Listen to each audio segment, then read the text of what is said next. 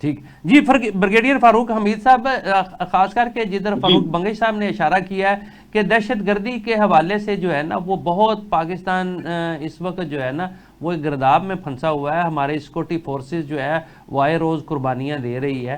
تو کیا اس کی وجہ سیاسی عدم استحکام ہے، جس طرح کہ کہا جا رہا ہے کہ معاشی عدم استحکام کی بھی بنیادی وجہ سیاسی عدم استحکام ہے؟ تو کیا یہ جو دہشت گردی کا فریت سر اٹھا رہا ہے، اس کے پیچھے بھی کہیں یہ سیاسی عدم استحکام تو نہیں ہے؟ بالکل، اس میں تو کوئی شک والی بات نہیں ہے. دیکھیں جی، جہاں جس ملک کے اندر پولیٹیکل پارٹی جو ہے، گورنمنٹ اور اپوزیشن، وہ بالکل میں پہلے بھی لفظ استعمال کیا تھا، سیاسی دست و گریبان میں انوالو ہوں، جہاں پہ پارلیمنٹ کی فلور کے اوپر روز تقریباً لڑائی ہو رہی ہو، اور یہاں پہ یہ دیکھا جائے کہ جناب لوگ جو ہیں وہ ہر جو شعبہ فکر کے لوگ ہیں وہ سڑکوں پر ہیں، چاہے وہ پی ٹی آئی کے لوگ ہیں، چاہے وہ وکلا ہیں، چاہے وہ اور دوسرے لوگ ہیں، چاہے وہ میڈیا کے لوگ ہیں، اور ایک اوور آل ایک انسرٹن سی، غیر یقینی سی صورتحال پاکستان میں ہے. معیشت کے حوالے سے بھی from that point of view ابھی آئی ایم ایف کا ریویو ہونا، پتہ نہیں آئی ایم ایف اور کتنی ہم سے جو وہ ڈکٹیٹ کرانا چاہتی تھی، کیا ان کی ریکوائرمنٹ ہم نے میٹ کرنی ہے. تو دیکھیں ایک بڑی فلوئڈ سچویشن ہے.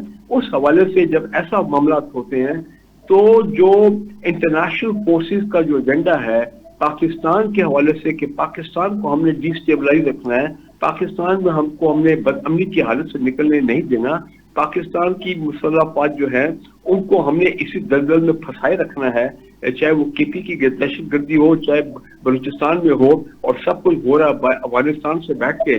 تو ظاہری بات ہے جناب، یہ تو جب تک آپ انٹرنل آپ کے معاملات خراب، انسٹیبلٹی ہے، تو دشمن تو فائدہ اٹھائے گا.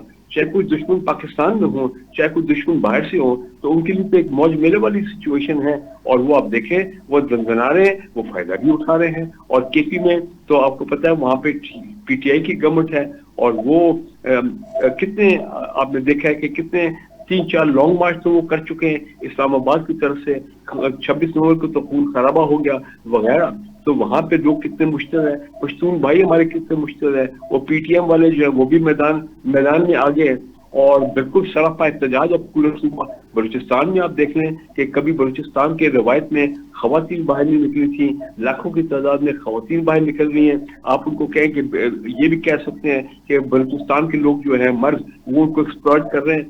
لیکن بہرحال یہ نوبت تو نہیں آنی چاہیے تھی نا. کیوں وہاں کی خواتین ایکسپلائٹ ہوں، یا کیوں وہاں کی خواتین نکل رہی ہیں باہر، اتنے بڑے بڑے جلسے کر رہے ہیں وہاں پہ، ایون ٹو دی ایکسٹینٹ کی کوئٹہ کے اندر، اور پھر ان کے پیچھے وہ لوگ نکل رہے ہیں، بڑے ریلیز ہو رہی ہیں. اور اس کے بعد پھر مسنگ پرسن والا معاملہ. تو دیکھیں صورتحال نارمل تو نہیں ہے. تو ان حالات میں ظاہری بات ہے گورنمنٹ بھی پریشان ہوگی، فوج بھی چاہے گی کہ جناب معاملات ایسے ہوں کہ یہ تاثر یہ جانا چاہیے کہ پاکستان کے عوام جو ہے وہ بالکل فوج کے ساتھ، اور اصولاً ہونا بھی یہ چاہیے کہ وہ فوج کے ساتھ کھڑے ہوں ان مشکل وقت میں. جبکہ فوج خود ایس آئی ایف سی میں بڑی ایگریسولی انوالوڈ ہے، باہر سے انویسٹمنٹ کو لے کے آنا، اور یہ آئی ایم ایف کے معاملات، اور اوپر سے اب ٹرمپ ایڈمنسٹریشن آ گئی ہے، انہوں نے ان کے یو ایس ایڈ کے جو پروجیکٹس ہیں وہ سارے روک دیے گئے ہیں، فنڈنگ ساری رک گئی ہے. یہ ایک نیا کرنسی جو ہے اب شروع ہو گیا. پھر وہ پیچھے رچرڈ گرینل صاحب تھے، انہوں نے جناب جو کام کرنا شروع کر دیا دسمبر میں عمران خان کے حوالے سے اس کی ریلیز کے، اس سے ایک بڑی ہیجانی کیفیت پیدا ہوگی پاکستان میں. تو دیکھیں حل ایک ہی ہے، جب تک آپ کے ہاں سیاسی انتشار رہے گا، جب تک آپ کے ہاں انٹرنل اسٹیبلٹی ہوگی. اور اس کے بعد ٹھیک ہے اسٹاک مارکیٹ چڑھی ہے، بڑے ریکارڈ توڑے ہیں، لیکن اس کا اسٹاک مارکیٹ کا افیکٹ نہ میرے پاس آیا نہ آپ کے پاس آیا. ٹھیک ہے نا جی. وہی ارب پتی ہے، اسٹاک بروکر جو ہے، جی یہ بالکل بڑے صحیح. بڑے انویسٹر ہیں، انہوں نے مارکیٹ چڑھائی، انہوں نے کھربوں روپے بنا لیے. ٹھیک ہے نا جی. لیکن عوام کو کیا فائدہ ہوا؟ کہنے کا میرا مطلب یہ ہے کہ overall Pakistan has to be at peace with itself. अच्छा हमने ब्रिगेडियर साहब, मैं हालात जो को समझ पा रहा हूँ कि इस वक्त जरूरत इस अमर की है और ये कहीं ना कहीं जो है इसको महसूस कर लिया गया है कि अब मामलात इस तरह से नहीं चल सकते, अब मामला जो है वो कहीं मिल बैठकर तय करने पड़ेंगे और किसी मिनिमम एजेंडा पर जो है वो पूरी कौम का इत्तेफाक राय होना बहुत ज़रूरी है। मेरा ख्याल है कि इसकी ज़रूरत महसूस कर ली गई है।